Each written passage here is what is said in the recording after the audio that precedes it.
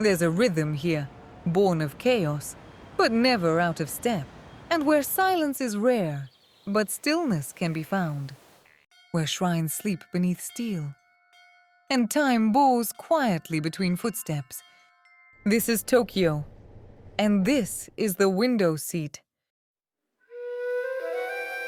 Before it was Tokyo, it was Edo, a quiet city of wooden walls and winding rivers, and a place of simplicity, shaped by silence and strength. The city burned. In 1657, the Great Fire of Mereki scorched Edo to its core. Nearly 2/3 of the city was lost. Then came the earth itself, splitting open in 1923. Again the city fell, and again it rose. And then in war, fire returned. But Tokyo endured, not by holding on to the past, but by carrying its spirit forward.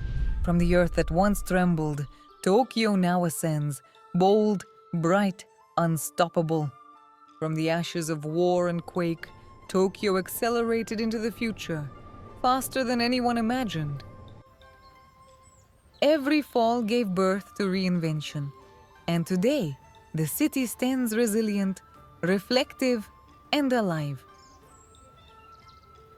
In Tokyo, even the sacred walks beside the modern.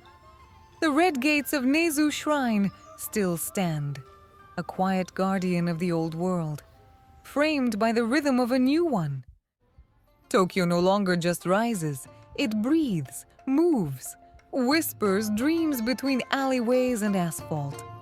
In the hush between moments, Tokyo shows its heart, soft, steady, unspoken. From the ashes of fire and quake to the shimmer of neon and soul, Tokyo stands. From my window to the world.